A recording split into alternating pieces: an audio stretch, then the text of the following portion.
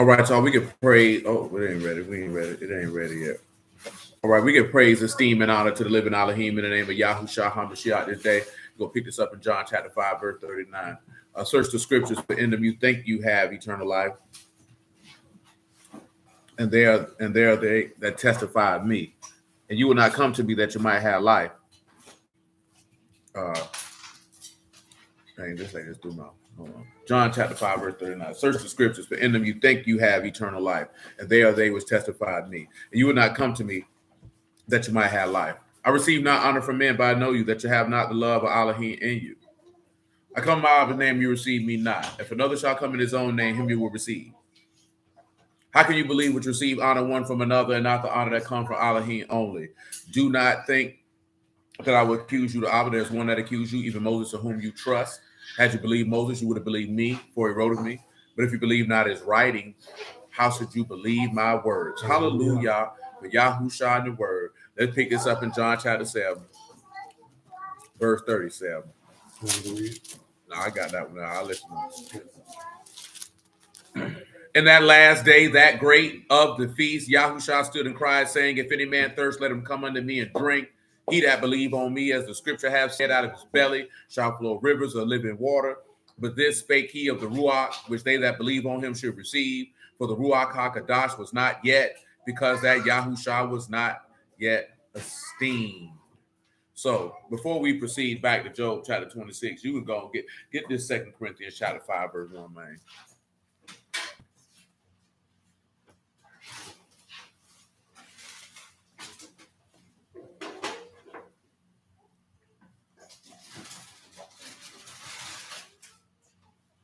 Second Corinthians chapter 5, verse 1. For we know that if our earthly house of this tabernacle were dissolved, we have a building of Elohim, an house not made with hands, eternal in the heavens. Mm-hmm. For in this we groan, earnestly desire to be clothed upon with our house, which is from Shamayim. If so, be that being clothed, we shall not be found naked. That you won't be found what? Naked. See, we talked about that last night, did we not? What it said that Moses, the people, what they wore, they were what? Somebody go ahead and get that Revelation 16 and 15, man.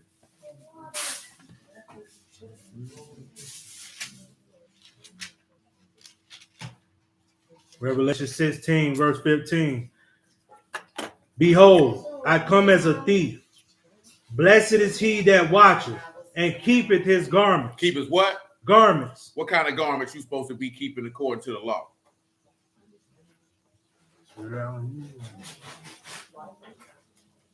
Oh no, that's Ecclesiastes. I'm talking about according to the law, what type of garments you supposed to be keeping. Y'all done forgot. I'll allow it. Darius said white linen. I'll allow it. No, you said white, but you didn't leave off. You left off the linen, and you know why you left off the linen? Because you didn't say a garment or a tunic, because that's what he gave Adam in the garden. Yeah, see, you weren't specific. You were vague. Now, why is that important? Read it again. Revelation 16 and 15. Behold, I come as a thief. Blessed he is that watcheth and keepeth his garments, lest he walk naked and they see his shame. Now, why is that important that he keep his garment? Because who gave Adam the garment? So who gives you your garment?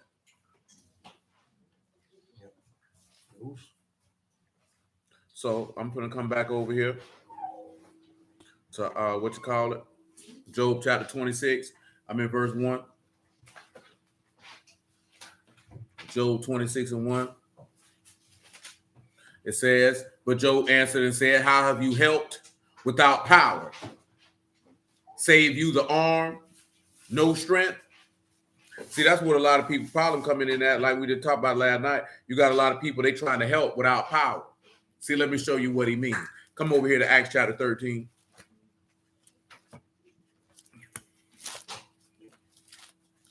There's some people in the clubhouse room having this very conversation. I don't know what they have. They probably just arguing more than anything.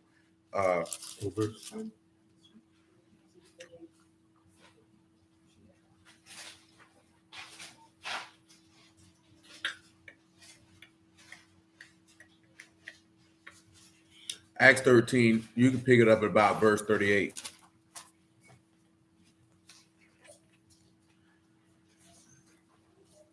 Acts chapter 13, verse 38. Be it known unto you, therefore, men, brethren, that through this man is preached unto you the forgiveness of sins. And by him all that believe are justified from all things, from which ye could not be justified by the law of Moses. See, that's the thing right there. How can you help when you have no power? See what he just said? Now you'll be able to him that believe, you are able to be justified by all things which you could not be justified by the law of Moses. What does this mean? Well, let's take a look and see what it means. You can come over here to Galatians chapter 2. I'm going to pick it up at verse 14. Galatians 2 and 14 says this. But when I saw that they walked not uprightly according to the truth of the Basar, I said unto Peter before all, if you being a Yahudim live after the manner of the Gentiles and not do as the Yahudim, why compel you the Gentiles to live as do the Yahudim? We Yahudim by nature and not sinners of the Gentiles, knowing that a man is not justified by the works of the law, but by the faith of Yahushua HaMashiach. Even we have believed in Yahushua HaMashiach, that we might be justified by the faith of Hamashiach and not by the works of the law. For by the works of the law shall no flesh be justified. But if while we seek to be justified by Hamashiach, we ourselves are also found sinners, therefore Hamashiach, the minister of sin, Elohim, forbid. So what is he looking at? Now, what would you be able to point to show you that no flesh would be justified by the law? What would you be able to point to justify that stance?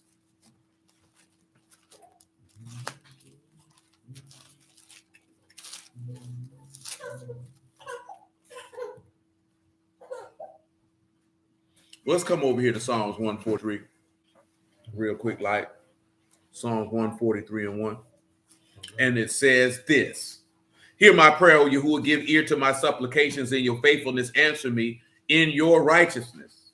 And enter not into judgment with your servant, for in your sight shall no living be justified.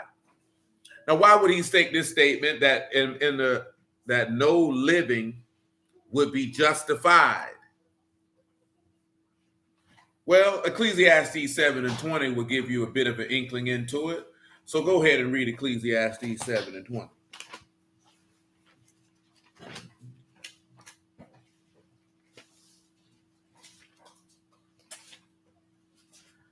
Ecclesiastes 7 and 20. For is not a just man upon earth that doeth good and sinneth not. Now get 1 Kings 8 and 45. You can make it 8 and 44. Now, why are we reading this here, right? Because this is going to cause a problem. Because you had the law. And Solomon is telling you there's not a righteous man that does toll and does not offend. See, this is the thing, right, where people get the game twisted. This is before Hamashiach. Remember what Isaiah 53 and 11 tell you? We tell it to you repeatedly. By knowledge of my righteous servant will justify many. Well, if it's the knowledge of the servant, that means it's the knowledge of the word. So it's faith that is going to make an individual righteous. That's why he say no man can be justified by works of the law. Why? Because if you break it, you die. So therefore, you could never be righteous in the eyesight of Elohim, because what is a man's whole duty but to keep those instructions? So you haven't done anything. But it said, matter of fact, what I got you with, man. 1 Kings 8 and 44. 1 Kings 8 and 44, and after that, Genesis 15 and 3. Y'all know what it is. 1 Kings 8 and 44. If thy people go out to battle against their enemy, all right, whithersoever thou shalt send them, and shalt pray unto the Elohim toward the city which thou hast chosen, and the house that I have built for thy name. All right. Then hear thou in Shamayim their prayer and their supplication, and maintain their cause. Go ahead. If they sin against thee. If they what? If they sin against thee. What's going to happen? Is no man that sinneth not. There's no man that what? Sinneth not. There's no man that do what? Sinneth not. So that means you have a problem. Now, see, some people look at this as a contradiction, because what does 1 John 3 and 9 say? He that is born of Elohim do not commit sin. He cannot sin. He's born of Elohim. His seed remain in him. But see, it goes back to what we were talking about last night. When you're dealing with Abraham, who was what? The exalted father. He had many sons, but the text said he only had what? One. You know what I'm talking about? And why was the one important? Because one was not by the will of man, nor by blood, nor by the will of the flesh, but by Elohim, because it was a word of faith that produced him. So therefore, we about to read it because Genesis 15:3 going to tell you that before Abraham even could sit back and even be justified by a law, and of course, you know, he learned the law from who? Melchizedek. Right. You see that in Genesis 14. Why would he turn around and tie it to the priest of the Most High Elohim if he had not known who Elohim was? Because he already had showed you he was of faith in the 12th chapter because he departed from his kindred off a word. There was no law there. Abraham wasn't justified by no law in Genesis chapter 12. There was no law given to him. He said, get up from among your kindred and go to the place that I tell you to. See, he was already justified in the eyesight of Yahuwah just off of that. That's why I keep telling you, what did Hamashiach say? You need to get the Ruach. You would have to believe on him as the scripture has said. That means you're going to have to go off a word. Amen. The law not going to do it for you, not getting you what you're after. You know what I'm talking about? Not by itself. That's why I say you're going to be justified by the things that you couldn't be justified with by the law of Moses. You know what I'm talking about? Because how do we know that? Because when they were in the garden, Yahuwah did not want them to learn the law. Why? Because they weren't sinners. So there was no need for them to learn it. Because this law is for sinners, not for righteous men. You know what I'm talking about? Adam was made in whose image? So if he was made in Elohim's image by a word, and he said he made man upright, that means there wasn't no sin in him. So what do he need a law for? See, we just had a conversation with brothers in the room. It was a good question. You know what I'm saying? Brother asked about, you know, something that we've went over numerous times about will you be having relations in the kingdom? But remember, right, most people don't look at and see the text that it's the kingdom of Hamashiach in the kingdom of heaven because of the statement that he said, right? You'll be like the Malachim and Shamahim. It would be unnecessary for you to procreate. What would be the need for physical pleasure? And you are as Elohim. See, Adam was made as Elohim, but guess what he was? He was flesh and blood. He was dust of the ground. So he was never going to be eternal. So, of course, he would need to reproduce. It was necessary for him to do that. You know what I'm talking about? But coming in the image of Elohim and being made of the components of Elohim, it would be not necessary for you to do that. But, of course, these are things that a lot of times don't go through the text that people don't understand. You're not going to be in the presence of the Father ejaculating. That's uncleanliness. When a woman is having a baby, she is unclean when the process is complete. See, what people are going to look at is they're going to think that stuff like that, oh, that's wicked. It's not about that the act is wicked. See, that's what people's problem is when they hear unclean in certain situations. They believe that something is wicked. A woman having a baby isn't wicked, but it's expelling bodily fluids. So according to the law, you are unclean. See, if you are a man and you ejaculate, it's not evil that you ejaculated and you were married. You're just unclean. You know what I'm talking about? Because of look here, if you had a wound on your leg right now and it was oozing out pus and all manner of blood, you would be considered to be unclean. Now, are you evil because you had a wound that was leaking out secretions? No. But you couldn't go in the presence of Elohim like that. That's why I don't even understand why dudes be arguing about can you have sex with your wife on the Sabbath? How you going to go before Yahuwah and you just ejaculated? You can't come in his presence. We'll always remember, what does your law say? He say, hey, man, don't touch your wife.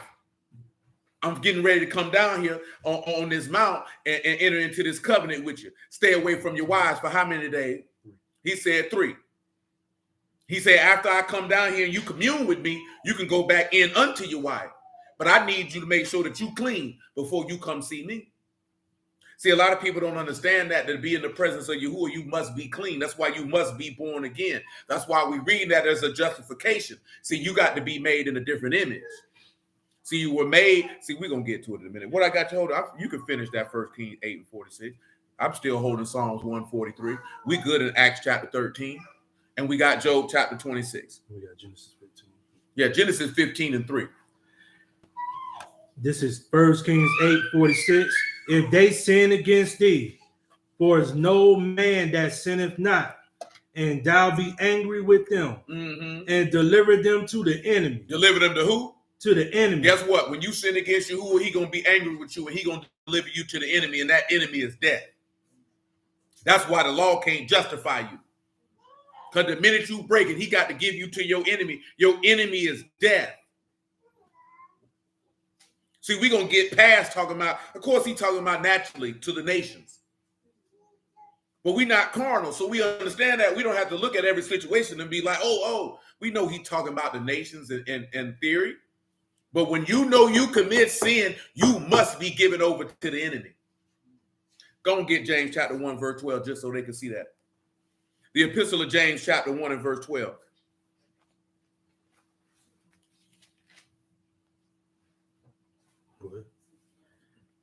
Epistle of James chapter 1 verse 12. Bless the man that endureth temptation, for when he is tried, he shall receive the crown of life, which the Elohim have promised to them that love him.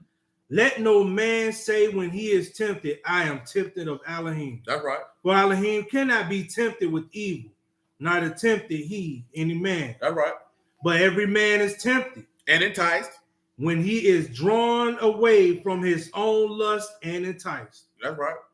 Then when lust have conceived, when lust is conceived, it bringeth forth sin. And sin bring forth. When it is finished, bring forth death. So guess what? That's the problem.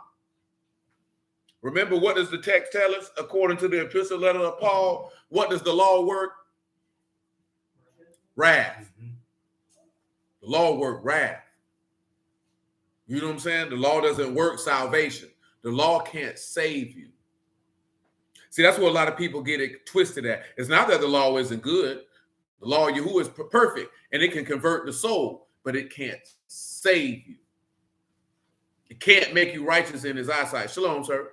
Because the minute you break it, you're done. Meaning, he is justified in taking you out. See, like I said, right, we had a conversation with some people in the room, and they had to tell them that this man don't owe you forgiveness. I've told y'all that for years. You know what people's biggest problem is in life? It's entitlement. You feel that you're entitled to certain things. Like I said, we had a good conversation earlier today, right? Brother asked, okay, why do women who have kids get demonized? So then we're just having a conversation. Now, you know, I'm a pragmatist, which means I deal with reality, not how the things that you would think things should be or what you want them to be, but how things are and human nature, because people are people. You know what I'm talking about? So they having this discussion. They was like, well, women will get with a man who got kids and nurture them kids just like they his, but a man is not a woman because it's a difference, because that's not your seed. So you don't view that child the way that a man would view a child. But that wasn't the point.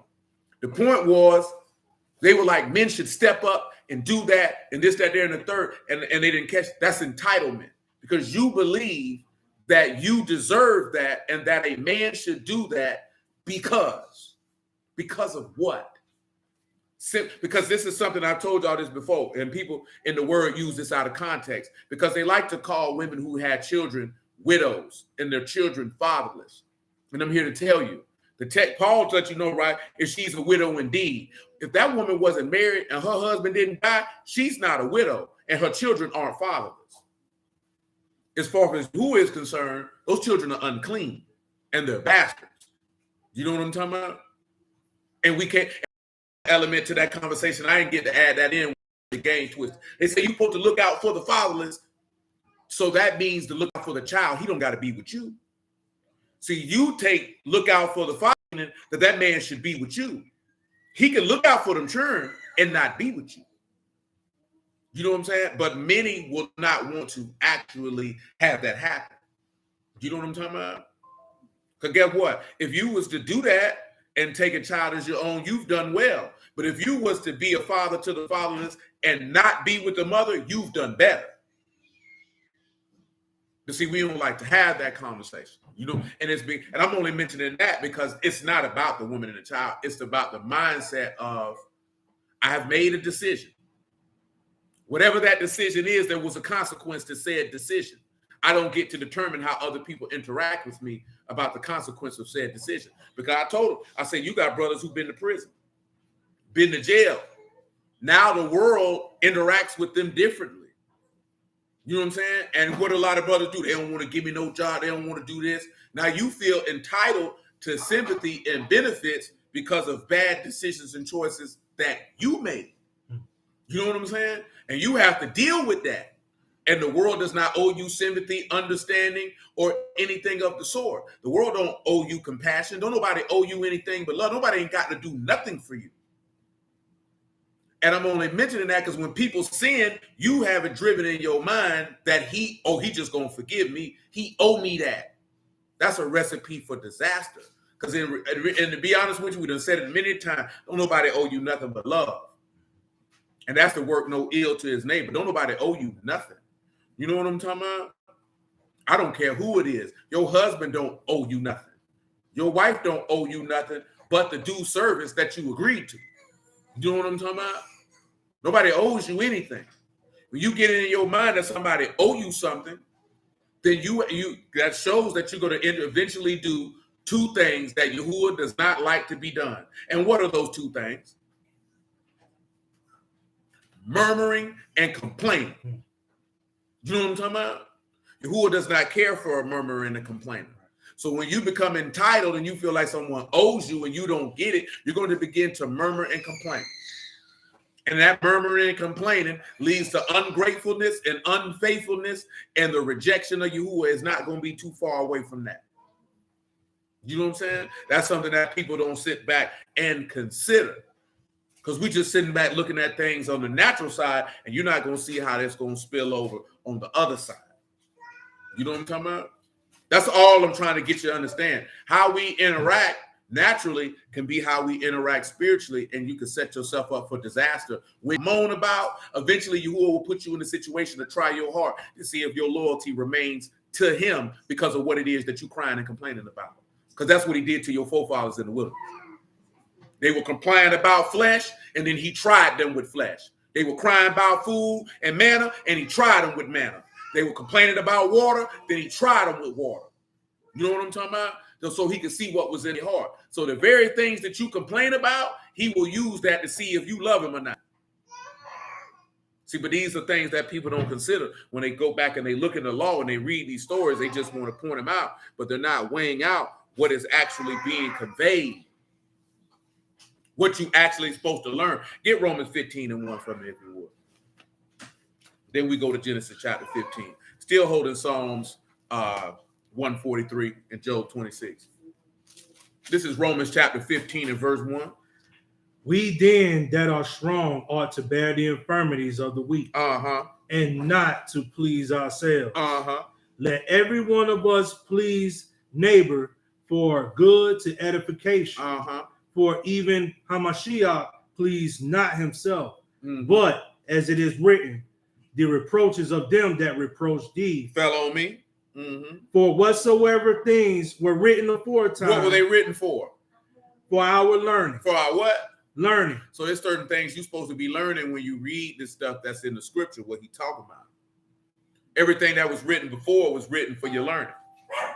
It's things you're supposed to be learning. Come on and get to Genesis chapter 15. And Abram said, behold, to me thou hast given no seed, and lo, one born in my house is mine heir. And behold, the word of the Elohim came unto him, saying, what it said? This shall not be thine heir. He ain't getting nothing of yours. But he that shall come forth out of thine own bowels shall be thine heir. He's gonna be your heir. And he brought him forth abroad and said, look now toward Shamayim and tell the stars, if thou be able to number them. And he said unto him, so shall thy seed be. That's right. And he believed in Elohim. And what? And counted it to him for righteousness. He said he believed Elohim and he counted it to him for righteousness. So that's what you need. If you ain't got that, nothing. If you ain't got that, you ain't got nothing. Abraham was justified with Yahuwah and hadn't got no law. Don't you understand that Adam was justified with Yahuwah and he ain't had no law? Because he said he made man on the sixth day and he saw that it was what? That he was justified in his eyesight. This man wasn't no sinner.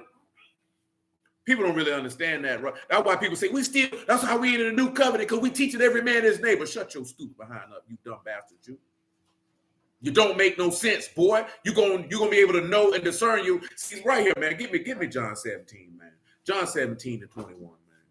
I hate to be disrespectful like that, but I mean what I say, and I say what I mean. Because you dumb because you're a dumb dog who can't bark. That means you're talking, but you ain't saying nothing. You know what I'm saying? You telling people they ain't got no covenant, that mean they ain't got no salvation, fool. So if a man go in the grave today and we ain't in a new covenant, what hope does he have for everlasting life? He ain't got no hope. He got the hope he here. How you gonna resurrect from the dead without the Ruach, son? How you gonna get up? How you gonna get up? Because your people who came before you, they can't get up without that. That covenant got to be in effect to cover them who came before he came.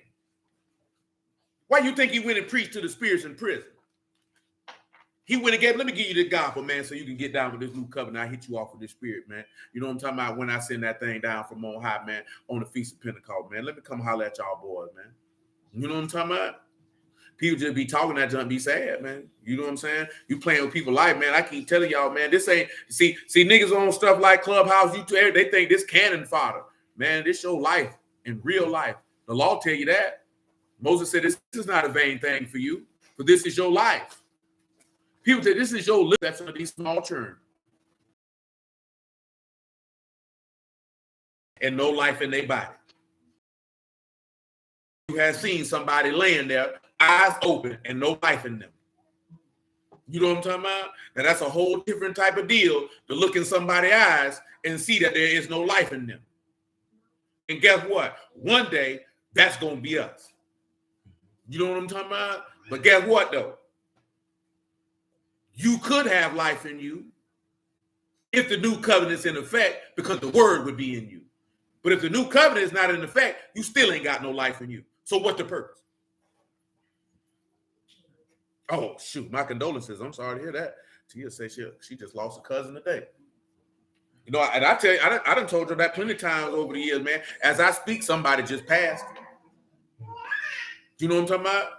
God forbid it be anybody in here, but it's somebody who think they're going to see tomorrow's sunrise, and they're not going to see it. I ain't talking about somebody who has some type of terminal illness, and they knew that day was coming. I'm talking about this somebody who going, matter of fact, it's somebody who going to lay down tonight.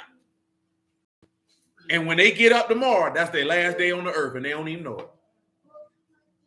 You know what I'm talking about? And they don't even know it. And you know what make it doubly worse? I ain't going to say it's worse. The third part, you know what's going to make it worse? That they going to leave here and they didn't know God before they left here. And they didn't have the word in them when they left here. And they didn't have a ruach in them when they left here. They weren't sealed.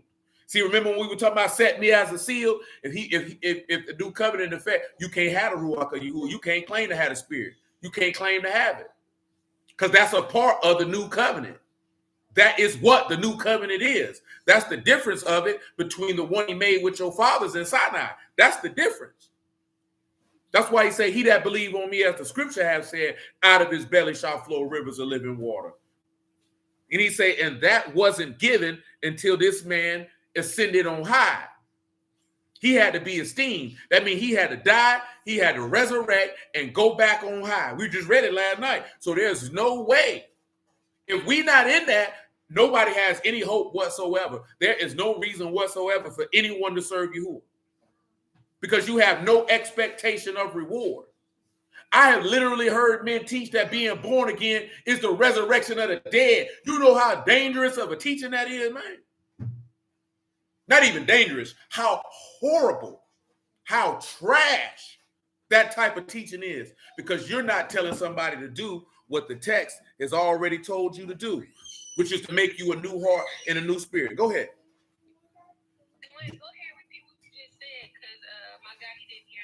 Okay, so you got people who teach that being born again is the resurrection of the dead. I've heard men teach this. So I'm not telling you what I heard somebody tell me. I heard people teach this. That's That is horrible teaching. That's trash. It's dangerous. Because that man said, unless you be born again, you can't see the kingdom. So that means this is something you have to do before you die. Peter told you that you have to be born again, not of corruptible seed, but of incorruptible seed. So that means this is something you have to do before you die. If you walk around here thinking, oh, I'll be born again at the resurrection of the dead, boy, you going to hell. And not because of the teaching, because you won't do the necessary things required in order to receive the Ruach HaKodesh, which will actually raise you from the dead. Because that man said, if you don't have the Ruach of Mashiach, you are none of his. That's why that unclean spirit told that man that. Who are you? Because every single person who has the Ruach, their name is written in heaven. And why is their name written in heaven? Because they're in the genealogy like we talked about in Genesis chapter 2. They're a family member. You know what I'm talking about? He's a family member. People be playing dangerous game with people's souls, man. I'm just trying to tell you what good. You ain't got to listen to me. See, some people thinking like, oh, you trying to diss people. I don't care nothing about this. I don't even know none of these niggas. For the most part, I don't know none of these dudes, so I don't really care what they talking about. It ain't about them personally, but this your soul. This not no game. Everybody dealing with this like this is a joke, like this just something to do. But it's your life, literally. And you're going to see that man one day. You know what I'm saying? That's not no joke. That's not just something I'm just saying. But one day you're going to see that man. And it's on you in the state that you're going to meet him in. Are you going to meet him in peace? Or are you going to meet him in his wrath? You know what I'm talking about? And people playing games with that, man. That junk ain't no joke, man. It ain't no joke. I know we can sit in here, crack jokes and laugh, but y'all know what I'm dead serious about this here, man. It's not no game, but it's your life. This is your life. Don't let nobody trick you out your life, man. Don't let nobody trick you out your life. This is your life. Don't be foolish. Don't be foolish. A lot of people don't take the word seriously. This is not no game. This ain't just something to get on the internet and talk about. You will see the living God. And that's who is my witness before whom I stand. You gonna meet him. You gonna meet him. You can let these niggas run around here and tell you he ain't real and he this and he that. And okay, you can listen whatever you want to, but you gonna stand before that hoary head. I guarantee you that. And the book's gonna be open and you gonna answer to him. You know what I'm talking about? Now you either can answer to him and he meet you in peace, or you can answer to him and you going to hell. You know what I'm talking about? And why would you even want to do that? I was in a room today and I told them people the same thing I told you plenty of time before. You know what I'm talking about? What this book say, boy, you enter into the kingdom of Shamahim and you're going to see this man's face and his name going to be in your forehead and there ain't going to be no more cursing. You're going to be with him forever. And if the motivation for the recompense of the reward of the promise of a new heaven and new earth, where you can know this man's new name and stand before his father and look him in the face in peace and all righteousness with no death and joy surrounding you ain't motivation enough for you to obey this man's word, ain't nothing gonna do it. Ain't nothing gonna do it. And see, that's what the law can't justify you for what we just mentioned just now. That only come through faith. And most of these niggas who teaching this word and running around here, they don't believe every word of it. I don't give a damn how good they sound. I don't care how long they've been in it. I don't care how long they've been teaching. Them niggas don't believe the word. You know how we know that? Because they ain't even telling you to believe in God. They ain't even telling you to set your hope in God. They ain't even got you in the mind. I remember some years ago, niggas like, why you don't never talk about the promises? Nigga, you ain't right, so you ain't going to get them. So what's the point of talking about them? You talk about the promises to the saints, to the faithful, because that's their hope. That's what gives you strength to keep going when things is ugly. Because I got a reward. It's a reward in heaven for those who love him. Ain't nothing for a sinner. Ain't absolutely nothing for no sinner. A sinner ain't got nothing coming to him but hard times and flames. That's all they got coming for him. The man told you that the way of a rebel is hard. He gonna have a difficult time. Why would you want to make your life difficult to fulfill stuff that you be ashamed of after you do? And you ain't even got to be in the word for it. The man that told you that. What profit, what fruit you had in those things which you are now ashamed? And see, that's what people's problem is. Ain't nobody ashamed. You know what I'm saying? We was there, ain't nobody ashamed. Like I said, because brother, what they were talking about earlier is how can single people maintain, you know, in the word. And that's a real conversation. And real things were stated. See, that wasn't no conversation of contention. But see, this is the thing. Single people can maintain if they do one thing first. Don't jump in the word looking for no spouse. That's where a lot of people get messed up at when they come in the word. They come in the word looking for a spouse. They didn't come in the word looking for Yahuwah. It's different if you've been in the word a little while and you say, hey man, I've been seeking after the kingdom of heaven. You know, I've been strengthening myself and strengthening my faith, and I've been learning how a husband or a wife is ought to be. And I believe now that that's something that I'm ready to do. That's a different conversation. But most people jump in the word looking for a spouse. And you got grown men telling me, oh, these brothers ain't supposed to be out here single like this. Man, don't send that boy down no road he ain't ready for. Don't send that woman down no road she ain't ready for. Because guess what you're going to turn around and see? Like a brother I know said today, why so many failed marriages in Israel? Because you niggas don't properly prepare people with the word to be able to do what it is that they're supposed to do. And you pushing them to be in a position that they ain't ready to be in.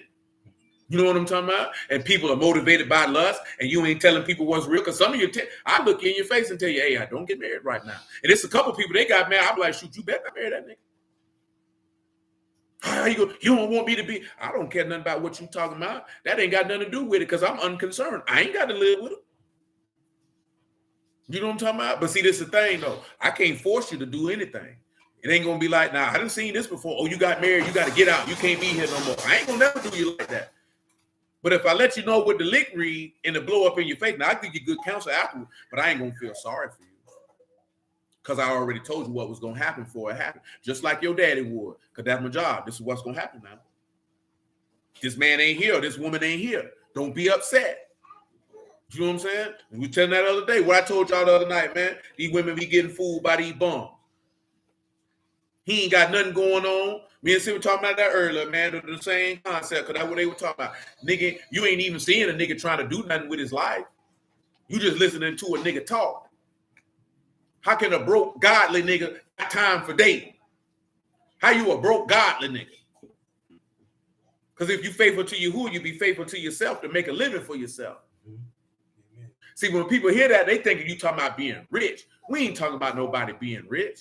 You should at least be able to sustain yourself. You know what I'm talking about? You got niggas in the world who can't even sustain themselves. Talking about they a prophet of the Lord. Cash at me. Go get a job, nigga.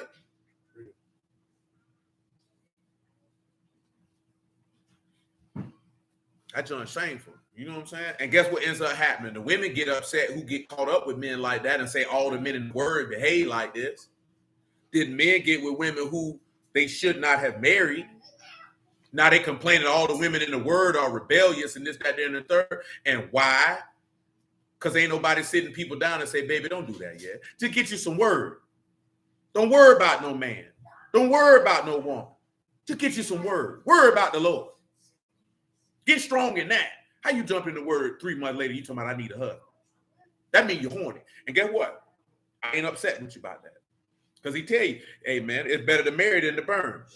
But see, the difference is in that situation, meaning if you with somebody, you dealing with somebody, it's better for you to go ahead and just go and get married than to burn up in your flesh and go to hell. Because see, that's something we were talking about this afternoon, which we done discussed before. Our law leaves something open for that. Like, man, if you slid this woman, you had to marry her. Now, of course, people are not virgins now, but it'd be the same concept. Bro, if you with that woman, bro, you knocking her down, man, go ahead and marry that woman, man. You know what I'm saying? Because if you don't went that far with it, clearly you need to go all the way. You know what I'm talking about? You need to go ahead, go all the way. I don't care like this here, because you can't be, because guess what? What you end up having, you have people around here partner swapping. We ain't seen that personally with us, but it happens a lot. You know what I'm saying? It happens a lot.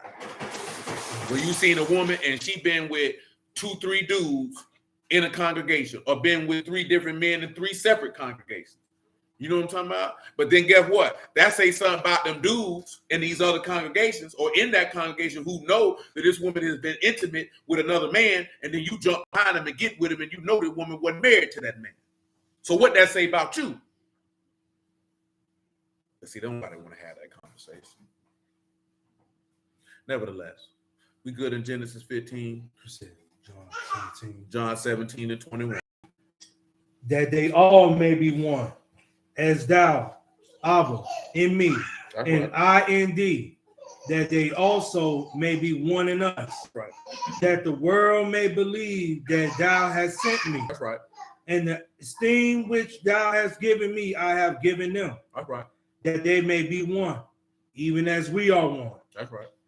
I and them, and you and me, that they may be perfect in one, and that the world may know that you have sent me and has loved them, and you have loved me. That's right. Abba, I will that they also, whom you have given me, be with me where I am. That's right. That they may behold my esteem, which you have given me. That's right. For you love me before the foundation of the world. Listen what he finna say. O righteous Abba, the world have not known They thee, haven't known you. but I have known thee. That's the problem right there. Remember, he said the world ain't known you.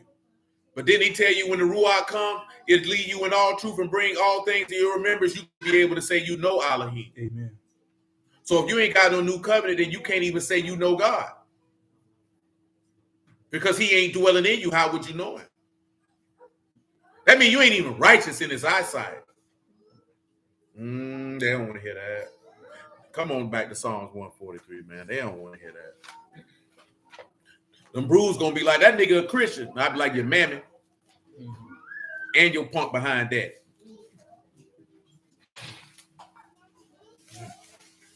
You know what I'm talking about? See, I mean, and the reason why I say it like that, because that's a cornball's way to think he's being disrespectful when he just don't like the information that the words say. You know what I'm saying? Oh, you sound like a Christian. What, I'm supposed to be offended by that? I'm supposed to hurt my feelings? The book say what it say, cuz. You deal with that. Oh, so you telling people not to keep the law. You keep it, nigga. Because if you don't, show them out. Nobody want to hear that. You goofy. You cornball. You sucker. You buster. You know what I'm talking about? You don't even live by what you telling other people to live by. Nobody want to hear that. Psalms 143:1. Hear my prayer, O Yahuwah. Give ear to my supplication in your faithfulness. Answer me. In your righteousness. Notice that faithfulness and righteousness here are synonymous. That's what makes Yahuwah righteous, because he's faithful. So guess what's going to make you righteous? You would have to be faithful. Enter not into judgment with your servant, for your sight shall no man be justified. For the enemy have persecuted my soul. He smitted my life down to the ground. He's made me to dwell in darkness as those that have been long dead. Somebody give me long dead by definition.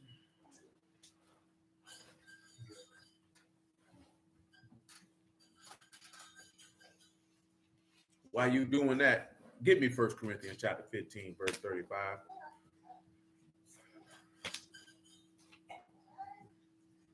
Olam, you got Olam? You said Olam? That's everlasting. Olam means everlasting, long time. Dead, you got Mu. So they got an everlasting death. That's where you go again, talking about the spirits. You say when they call you a Christian, they just ain't strong and obedient enough to be one. Because see, people think that's disrespect. You sound like a Christian. Okay. You sound like a jackass. What's your point? You know what I'm saying? See, I'm different, man. I ain't like the rest of them niggas. I would disrespect you back, and I'm good at it too. Because, boy, I'm from Jacksonville, Florida. We rank for sport. You know what I'm talking about? I come back with you. I ain't got no problem with it. You know what I'm talking about? Because when he told you to turn the other cheek, he would talk about with your brother. He would talk about with somebody who in the faith. If you ain't in the faith, boy, I can spar with you and I can get disrespectful with no problems whatsoever. Because when you seen the Lord, he got disrespectful. Y'all remember? You remember that, Doris? We went through that and looked at that, how this man talked to them people? Not his people. To them scribes, that man was disrespectful. Regularly and straightforwardly disrespectful. You know what I'm talking about? He ain't trying to sneak this. He wasn't trying to hide it. He was outright disrespectful to these men, as he should have been. Because they were disrespectful to his father. So why wouldn't he be? You know what I'm talking about? See, we ain't Michelle Obama over here. When they go low, we go high. I'm going to go low right and look you right in your eyes and tell you how stupid you is. You know what I'm talking about? The Lord did it all the time. Because, see, they got a misconception on what type of man he is, because he can have compassion on those who are ignorant and out of the way. He can have compassion on those who seeking to have have the mercy of salvation blessed upon their head. But guess what? A proud, rebellious, transgressor, you don't get that type of mercy. You don't get that type of compassion. You know why? Let me show you why. John 9:37. We get 1 Corinthians 15 and 35 in a second. 33 ringing in my head, so we'll probably start at verse 33 in 1 Corinthians 15. But John 9:37, listen to what the Lord say. Amen. And Yahushua said unto him, Thou hast both seen him, and it is he that talketh with thee. And he said, Elohim, I believe. And he worshipped him. That's right. And Yahushua said, For judgment I am come into this world. For judgment I what? Come into this world. That the which see not, that they which see not might see. So those who can't see the word, because get what he said, right? What's faith made up out of? Sean, give me Hebrews 11:1 real quick. I'm going to show you what he just said, right? He said, judgment that I came into the world that those that see not might be able to do what? See. Okay, now listen to Hebrews 11:1. Listen to what he say. Now faith is the substance of things hoped for and the evidence of things not seen. The evidence of what? Evidence of things not seen. Come on now. For by it the elders obtained a good report. Through faith we understand that the world was Through framed. faith we understand the world was framed from what? By the word of Elohim. By the what? Word of Elohim. What else? So that things which are seen were not made of things which do appear. See that there? I'm allowing you to see the things which you couldn't see so that you would know that it was framed by the word. You understand how that works? Give him verse 6 on general principle. But without faith, impossible to please him. Impossible. For he that cometh to Elohim must believe that he is, and that he is a rewarder of them that diligently. That he's a rewarder of those who diligently seek it. But you see how he said that? Because guess what, right? We ain't see the world's made, right? But he said, open my eyes to behold wondrous things out of your law. Now that the secret has been made manifest by the preaching of the scriptures and of the prophets, we can see the things which were made by the word, which we couldn't see. We could see it plainly right out the text. That's why he say, blessed are those who have not seen, yet have believed. Because I came to open the eyes of those who couldn't see so they could see. So they could see Elohim and be saved. He say for judgment. That's what I came for. John 9:37 from the top one more time. And Yahushua said unto him, Thou hast both seen him, and it is he that talketh with thee. That's right. And he said, Elohim, I believe. And he worshipped him.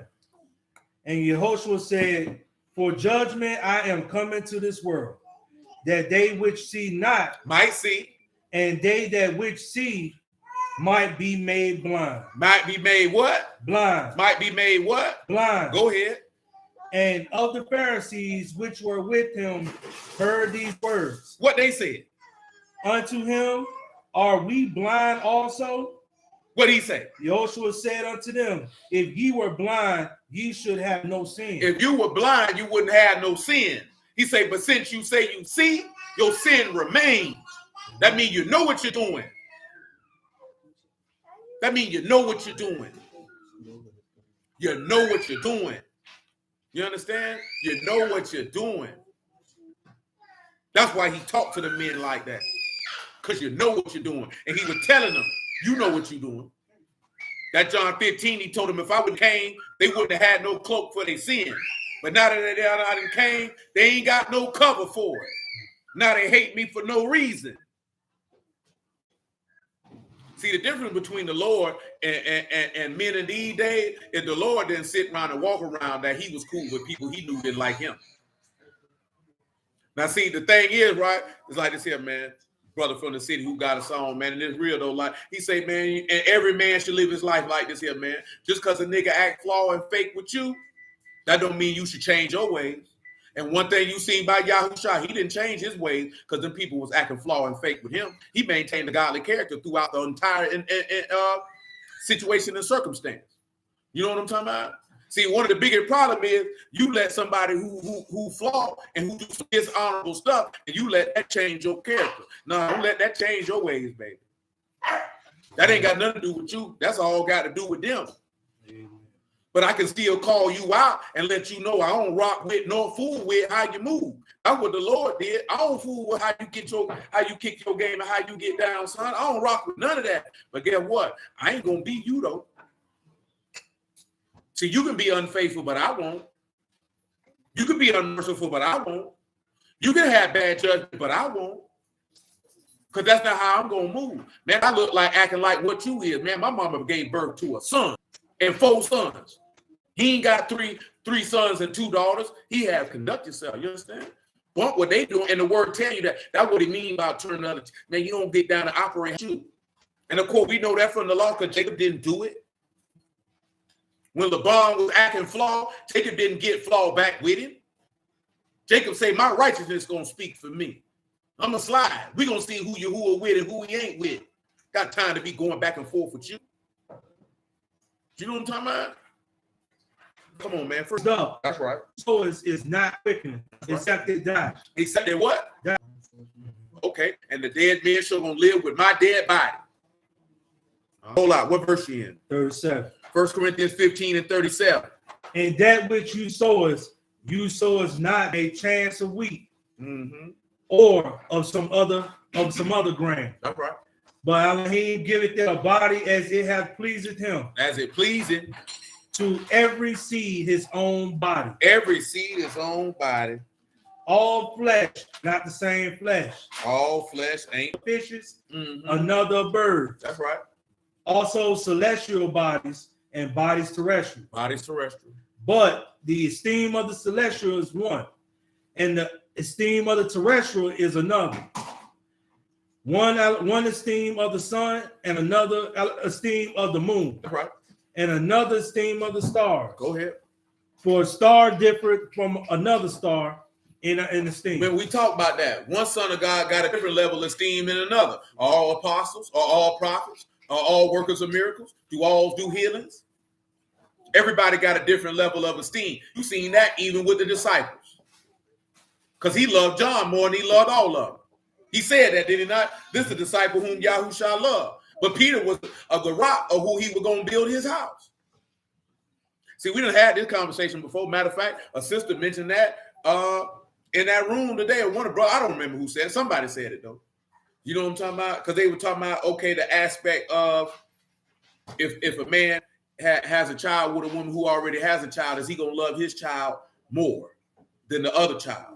You know what I'm saying? And then they tell him that's just human nature. And somebody mentioned that book. And you know who they mentioned? Who you think they mentioned?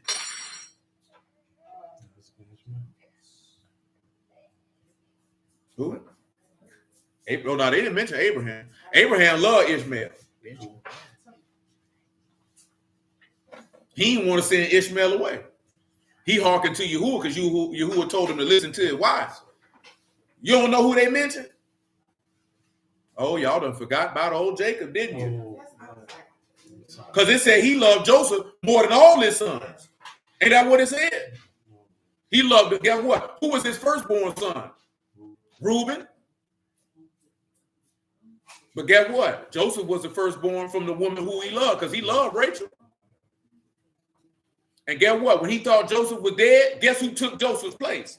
And that's the other son from Rachel, but that's when she was dying. But see, I'm just mentioning to the point, don't people tell you, showed you different.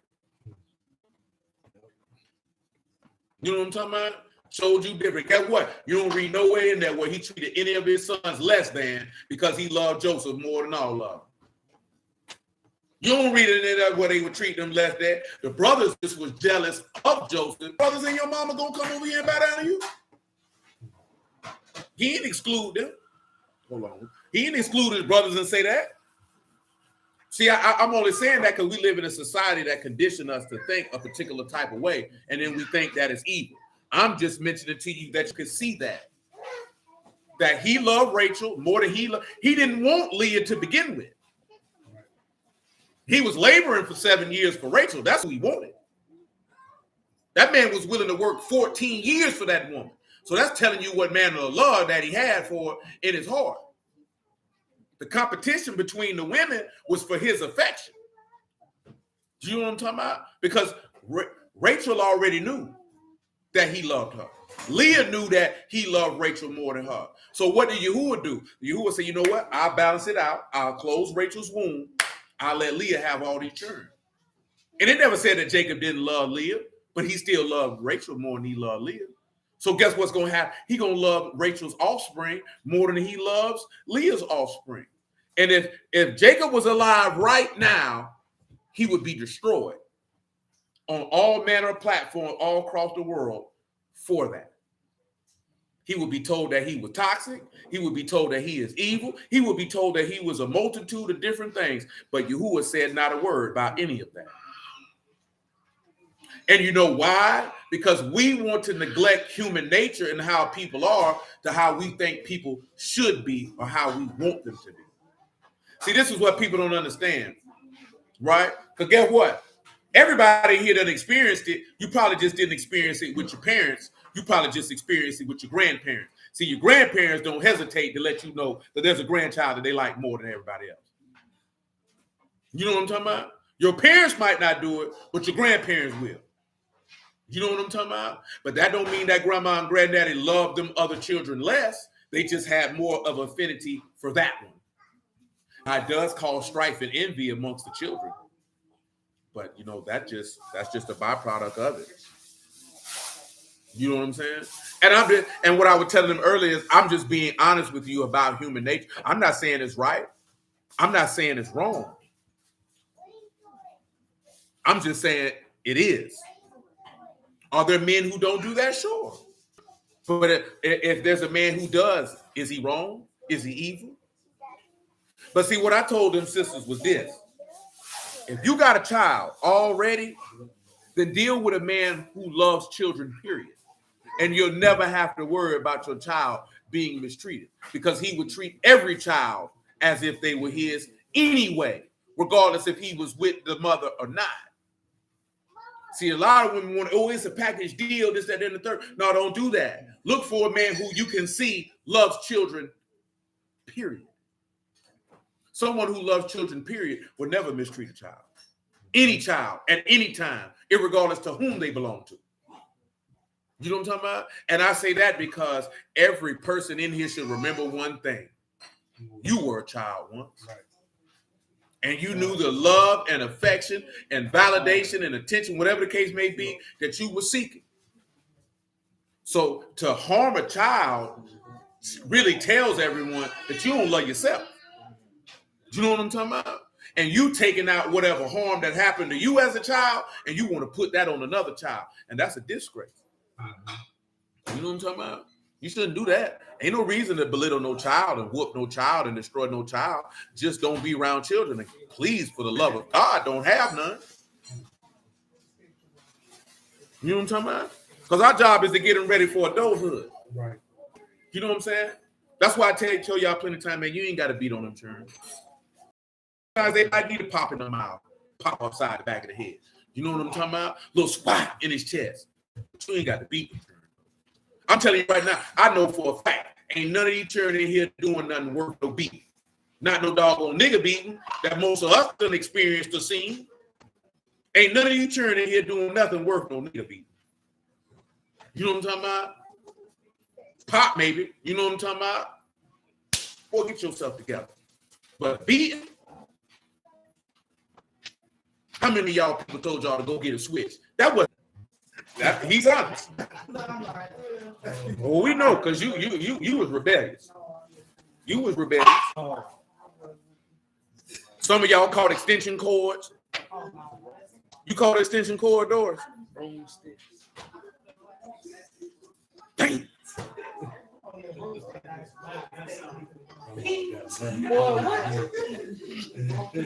Lord have mercy. That's a lot, man. But I'm just saying, but when you sit back and you look at it, you may know you needed to be chastised, but they ain't need to beat you like that. Not like that. That wasn't necessary. Especially when they get you in the joints. And I only say that because most of the time you ain't did anything to the level that you should have been whooped like that. You know what I'm saying? That's all I'm saying.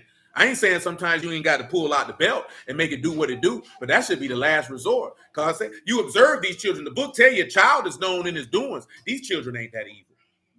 And they ain't doing nothing that bad. They ain't misbehaving that badly. Are some of them hard-headed? Absolutely. Do some of them don't listen? Certainly. You know what I'm talking about? But that don't warn no knock, don't drag out whooping though. Now I agree with that, Lee. I don't have any dis with that. Lee said with Michael being an arsonist, he needed a few beatings. And see, that's warranted. You setting stuff on fire in the house, I'm gonna have to whoop you. That's guaranteed. Go get the belt, soak it in nice hot water so that leather is nice and supple. You know what I'm talking about? Because I'm gonna have to get you. Right. What's that? The hot water? Yeah, the sun is sitting in the water. You want to get it nice and soften it up, and then when it dries, nice and hard. You know what I'm talking about? Crack him decent, because he needed to be cracked for that. See, that's a whoopable offense. Because see, the reason being, not only, nigga, you could have killed somebody. Right. Because you could have burnt the house down while we were in it. And we could have died. So now your butt got to feel like it's about to die. You know what I'm talking about? Your glutes just screaming, please. No more. No, I got 5 more. Just so this here, right? If you pull your belt on your turn, you know you can't hit them past 40 times. Right.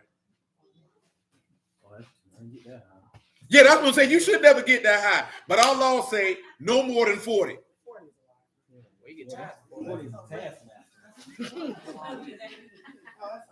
Woo, boy, Juju say, boy, his mama got creative and pulled the hang off the TV. See, some of y'all too young for that. No, that's real. Now, our law say 39 save, 40 save 1. Now, of course, I don't think none of y'all giving no children no 40 lashes, but that's the max. No more than 40. Don't beat them children like that. Psalms 143 in photo.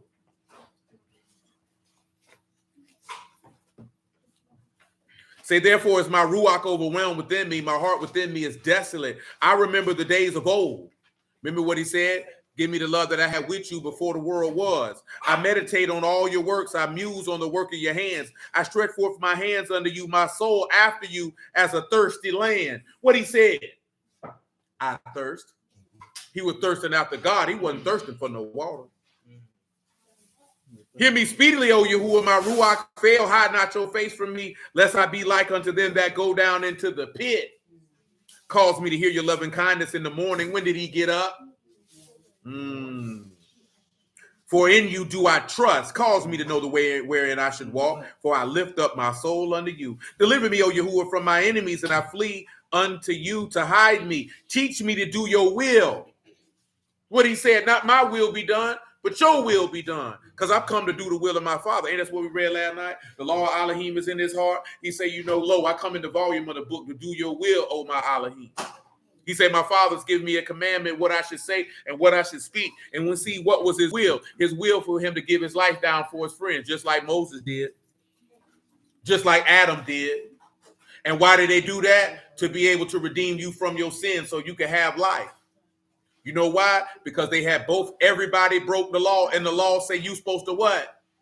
Die. When you seen Eve do that, you got to die. When your forefathers worship that golden calf in the wilderness, they got to what? They got to die. The men offered their life so these people could live.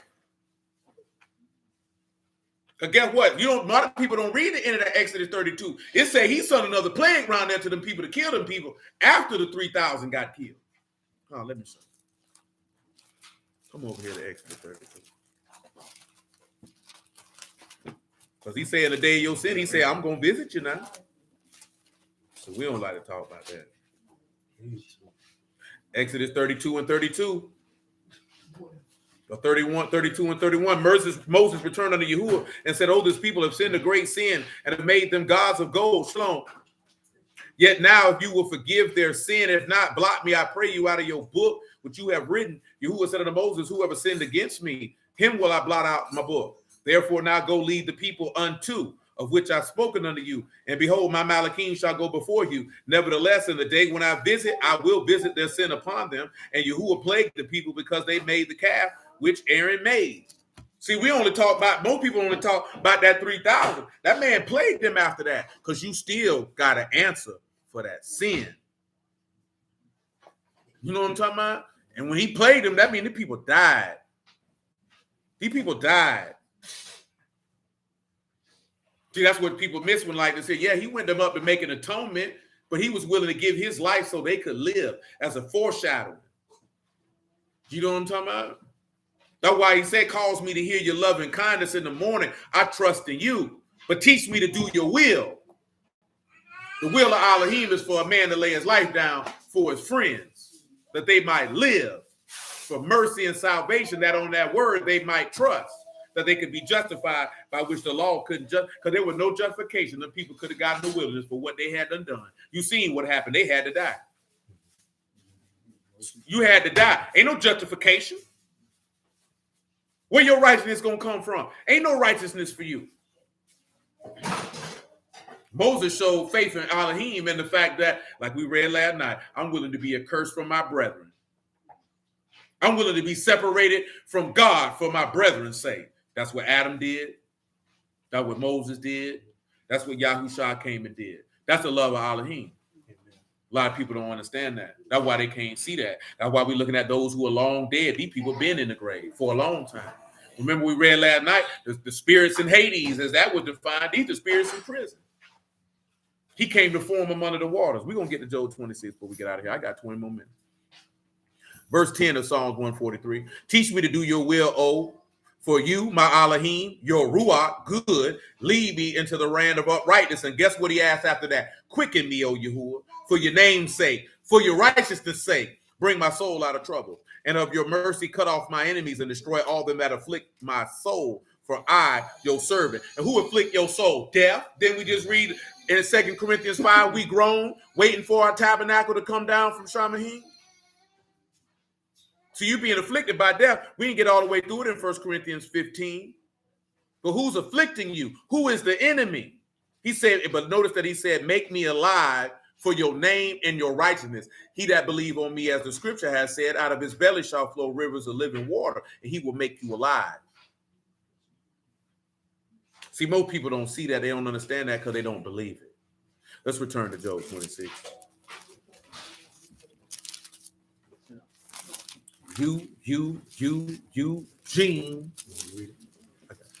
Eugene. Let me tell you something, Mean Gene.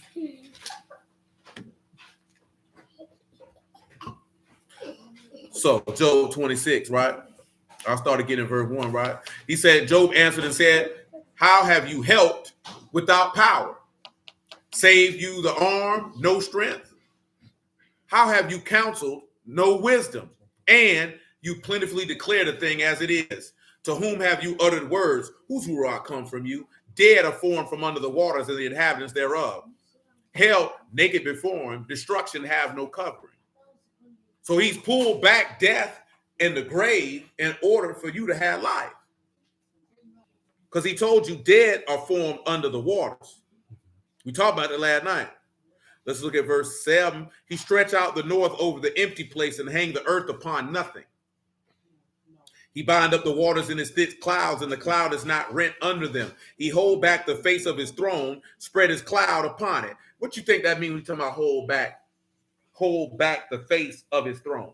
Get hold back for him by definition. Cause, to grasp, take hold, or to seize.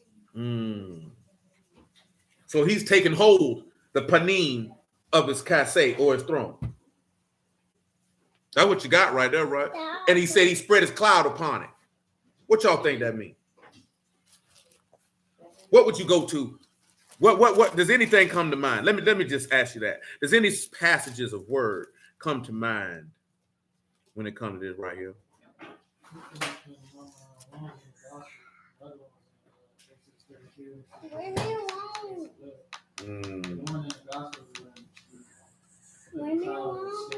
You know the part you missed, he said he held back his throne. Hold back the face of his throne, and he spread his throne upon a cloud. Let's do this. Revelation chapter 5, I believe. Is it 5? I think it's 6. Tell me what 6 and 10 say. I think I might be wrong. Would that be the one in Revelation where he said, don't harm the earth until I steal my servants? Like he held back his own. No. This is, look at the throne. Look up throne so we can make sure that it's literally throne now, the word for throne. No, Revelation 6 and 14 is fine. 6 and 13. That's Throne is cassette. literal throne. Literal throne. So he is restricted, or he is taken hold and seized the face of his throne. And then what did it say? He spread a cloud on it. That what it say, right? Spread his cloud upon it. Let me read verse 10. He encompassed the waters with bounds until the day and night come to an end. The pillars of Shamahim tremble and are astonished at his reproof. He divided the sea with his power, and by his understanding he smite through the proud.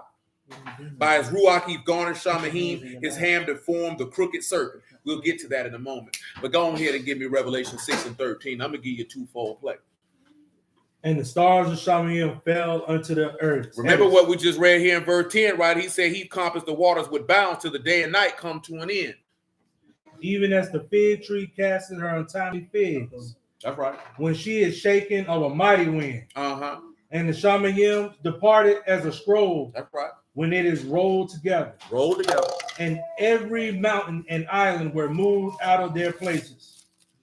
And the kings of the earth, and the great men, and the rich men, and the chief captains, and the mighty men, and every bondman, and every free man hid themselves in the dens and in the rocks of the mountains. That's right. And said to the mountains and rocks, fall on us, and hide us from the face of him that sitteth on the throne. See, now he said, hide us from the face of him that sitteth on the throne, right?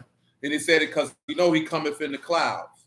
Now, I understand if y'all didn't remember what should have came to mind, because we ain't been around here in a real long time. But I want you to come to Ezekiel chapter 1 and verse 20. I want you to come to Ezekiel chapter 1 and verse 20. And I want you to tell me what verse 20 sound like to you when I'm finna let it go. Whithersoever the ruach was to go, they went. Thither ruach to go, and the wheels were lifted up over against them, for the ruach of the living creature in the wheels. Notice what that is? Those that are led by the ruach of Elohim are the sons of Elohim. Because wherever that ruach told them to go, that's where they went. See, that's the thing you see with a Mashiach, and that's got the thing with everybody who believes. You go where the Spirit tell you to go. You move how the Spirit tell you to move. You know what I'm saying? Now, verse 21, who, when those went, and when those stood. And when those were lifted up from their rats, the wheels were lifted up over against them, for the ruach of the living creature in the wheels. And the likeness of the firmament upon the heads of the living creature was the color of terrible crystal, stretched forth over their heads above. That color of terrible crystal. Terrible in this instance, meaning something awe-inspiring. Where can you see that at in the law? That terrible crystal. You know where you can find it at, boo? What about you, Doris? You gentlemen know where you can find that terrible crystal at in the law? Exodus 24 and 10. Yes, you would. Let's read Exodus 24. Give him verse 7, though. Make it 5. That's what's in my mind. Exodus 24 and 5. And he took the book of the covenant and read in the audience of the people. He took the word and read it in front of the people. And they said, all that Yahuwah have said we will do and be obedient. And Moses took the blood and sprinkled it on the people and said, behold, the blood of the covenant which Yahuwah have made with you. That would get what, right? Get what? We talked about this before. So I guess that covenant wasn't in effect when Moses did that, because they didn't enter into the land when they did that. That covenant wasn't in full when he did that, but we know a covenant is in effect when what? When there's death of a testator and there's blood to enjoin it. So now we're saying Hamashiach shed his blood for nothing. That's why I don't listen to these jackasses, because they stupid. You know what I'm talking about? That's why I tell y'all, know what the book say, so you can know a damn fool when you see one, and you ain't got to entertain him or converse with him, because you know the Ruach of God ain't in him, because he's speaking contrary to the faith. See what I'm saying? See, a lot of us feel like, I need to check this nigga. Check him for what? Did Jeremiah check Hananiah when he told that lie? No, he didn't. He only checked him because Yahuwah told him, go back and tell them people that nigga lying. And it wasn't for the people per se. It was for Hananiah to know he was going to hell. When I say hell, I mean the grave. Go ahead. Then went up Moses and Aaron, Nadab and Abihu, and the 70 elders of Yasharal. And they saw Elohim of Yasharal, and under his feet, as it were paved work of sapphire stone, and as it were the body of Shamaim in his clearness. In his clearness. See that one there? See Ezekiel was getting a glimpse like they got a glimpse. Let's continue back in Ezekiel chapter 1, verse 23. And under the firmament, their wings straight, the one towards the other. Everyone had two, which covered on this side. Everyone had two, which covered on that side, their bodies. And when they went, I heard the noise of their wings like the noise of great waters, as the voice of the Almighty, the voice of speech, as the noise of a host, when they stood and let down their wings. And there was a voice from the firmament that over their heads, when they stood, had let down their wings. And above the firmament, that over their heads, the likeness of a throne. And the appearance of a what? Sapphire stone. Ain't that what you just seen in the law? So in the law, they got a glimpse of the throne of Elohim, and Ezekiel is getting that same glimpse. And upon the likeness of a throne, the likeness as the appearance of a man above upon it. Give him likeness of a man. You know he's seen Yahushua there. He just didn't know it. The likeness you have the move, which means a similitude or the likeness thereof. The likeness thereof, and man. Man, you have a dom. So guess what? You seen the likeness of a dom. What did Yahushua consistently call himself when he was walking the earth? Son of man. Son of Adam.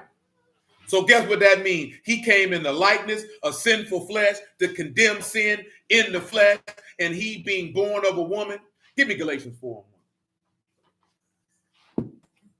You see how that works? He's seen something from Shamahim. He didn't see the likeness of Elohim sitting on the throne because he would have said that. Because Elohim is not a man. Now I say, the heir, as long as he is a child, differ nothing from a servant, though he be Lord of all. That's right. But is under tutors and governors unto the time appointed of the Father. That's right. Even so we, when we were children, we were in bondage under the elements of the world.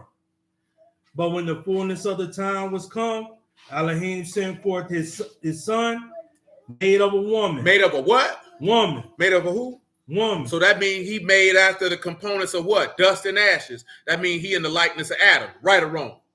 Right. That's what Ezekiel seen on their throne. Let me run back verse 20. Because guess what, right? We just established that sapphire stone is the throne of Elohim according to the law. That's what he's seen. He's seen the likeness of a man sitting on it. Back to Ezekiel chapter 1, verse 26. And above the firmament, that over their heads, the likeness of a throne, as the appearance of a sapphire stone, and upon the likeness of the throne, the likeness as the appearance of a man above upon it. And I saw as the color amber, as the appearance of fire round about within it. So remember what he said, your Elohim is a what? Consuming fire. And guess what? What did it say that Yahushua coming back with to plead with all flesh? Fire and sword. And from the appearance of his loins even upward, from the appearance of his loins even downward, I saw that it was the appearance of fire, and it had brightness round about. What did he have when he went up on that mountain like we talked about last night? He was transfigured with brightness round about him. Hold on, we got a little poor connect with him, man. It might sound a little muffled for them.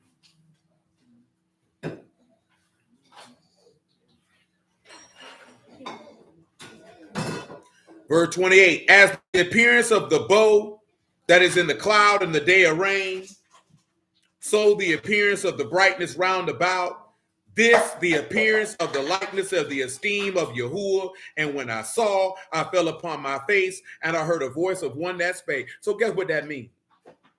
Guess what that means? What does verse 28 tell you? Y'all can still hear me good? Because it's saying I got poor connection. So somebody let me know if it's still clear. Never mind, it went away. What does verse 28 tell you? We know what the appearance of the bow is, right? He says the appearance of the bow that's in the cloud in the day of rain, so was the appearance of the brightness round about. So the same way that Yahushua is going to come in the clouds is likeness to the bow that he set as a covenant to Noah. But this is the part that should have caught your attention. This was the appearance of the likeness of the esteem of Yahuwah. Who was sitting on the throne? He that was in the appearance of a man, right? That's what lets you know that Yahuwah and Yahushua is the same person. You know what I'm talking about? Not that Yahuwah is the Father, because you don't know the Father's name. You never heard his voice. Because guess what? He's seen his similitude and shape. So if Yahuwah is the Father, Yahushua lied in John did. Because he said, you ain't never heard nor seen his similitude. He said he seen the likeness of a dog sitting on that throne. Then he turned around and say, this is the esteem of Yahuwah. So that lets you know that Yahuwah and Yahushua is the Shalom, Brother Shaul, is the same person. That's why he could turn around in Revelation 3 and say, I'll write upon you the city of my Elohim in the name of my Elohim. Because you don't know the name of his Elohim. You ain't never seen his Elohim. You ain't never dealt with his Elohim. Only those whose names are written in the book of life will see his Elohim. You know what I'm talking about? Them the only ones. That's the only one. See, people don't want to hear that because they ain't got no understanding. You know what I'm talking about? Yahuwah became a man. And because he became a man, that necessitated a change of name that he would be Yahuwah's salvation. What was he talking to himself? No, he was dealing with his father, but you don't know his father's name. Because you got people who argue that. So is Jesus a created being? Why y'all care about all that? What is that profiting anybody? See, we like to sit around and talk about stupid stuff just to prove that we right. Let Yahuwah be right. Amen. Let's come back to Job 26. You see how that went in that verse 9? He hold back the face of his throne and spread his cloud upon it. He hold that back. You ain't going to get to see the Panem of the Kasi. You know what I'm saying? I'm going to put that on the cloud. You ain't going to see that to the end. Them people said, hide us from the face of the Lamb who coming on the throne. We don't want to see him. It's too late. You finna see me now.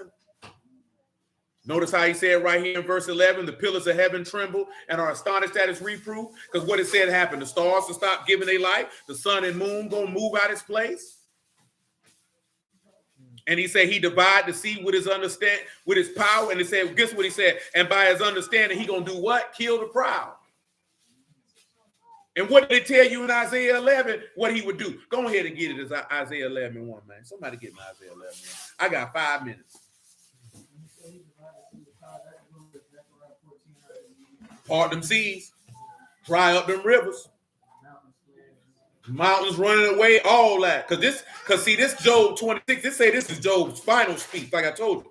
Chapter 26, 27, 28, 29, 30, 31, them Job's final words.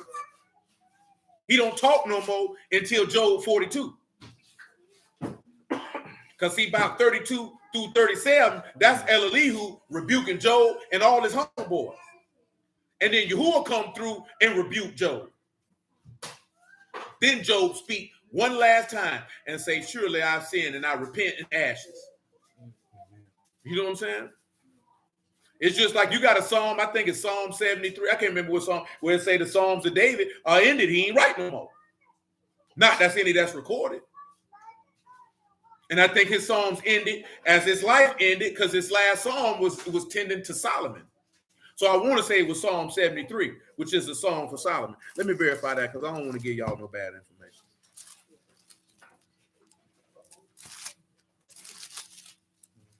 Psalm 72. Psalm 72, which is the song for Solomon. So it's not 73, it's 72. That's the last song David wrote. That would make sense since he was dead. You know what I'm talking about? We just subscribe the whole book of Psalms to David. But if you pay attention to the Psalms, David didn't write all them songs. He didn't write all them songs. And Psalm 72 say the Psalms of David are ended. The last psalm he wrote was a psalm bearing witness to the esteem of his son, which was bearing witness to the esteem of his son, if you understand what I'm saying. Verse 20. What I call Isaiah 11:1. I got 3 minutes. And there shall come forth a rod out of the stem of Jesse, and a branch shall grow out of his roots. That's and right. the Ruach of Yahuwah shall rest upon him, and the Ruach of wisdom and understanding, and the Ruach of counsel and might, and the Ruach of knowledge, and the fear of Yahuwah. The fear of what? Yahuwah. What happened after that? And he shall make him of quick understanding in the fear of Yahuwah, and he shall not judge after the sight of his eyes, neither reprove after the hearing of his ears. He said, don't judge after appearance, judge righteous judgment. Go ahead.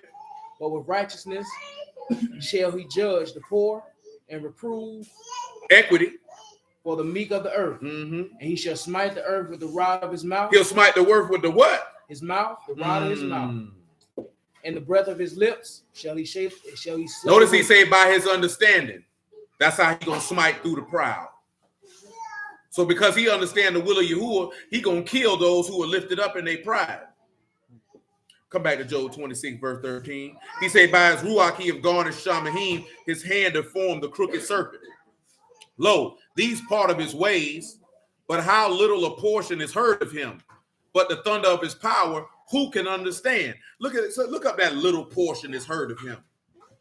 Because that's the end of Job 26. Got Shemetz and Debar.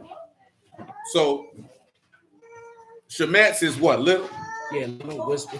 So listen what it said, right? How little word is heard of him. And that's why how can you believe on him whom you have not heard? And how can you hear without a preacher? That's why that said, in the thunder of his power, who can understand it? Well, it's only those who are born again who can understand it.